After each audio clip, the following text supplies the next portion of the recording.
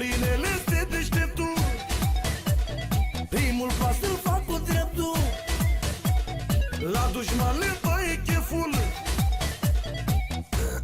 Nu te pune rău cu șeful. Sunt deșteptul, primul pas îl fac cu dreptul, primul pas îl fac cu dreptul. Nu degeaba îmi spune șeful. Cine-i șeful? Eu sunt șeful.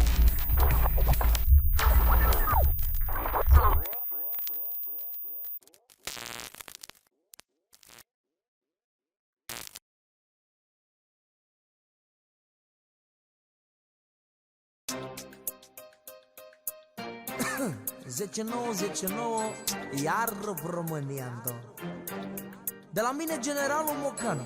Dedic această melodie pentru cel ce nu mai are rost să-i pronunț numele, pentru că numele lui este prea mare.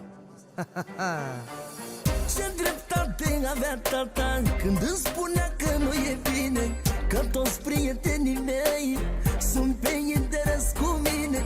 Veneau și mă înregistrau să mă bage în pușcărie și tăiau înregistrarea să audă ce le convine. Am învins statul român, la fel vă înving și pe voi, că ați ridicat colții la mine când eu v-am scos din noroi. Am învins statul român, la fel vă înving și pe voi, că ați ridicat colții la mine când eu v-am scos din noroi.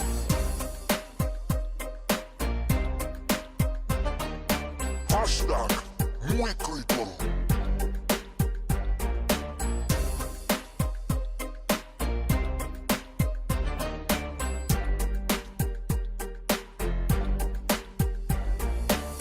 Poliție și procurorii vor tot să mă aresteze, că un personaj ca mine îi ajută să avanseze. Au infiltrat turnătorii, dar mi-am dat seama pe loc și din toată prietenia m-am retras și am pus-o.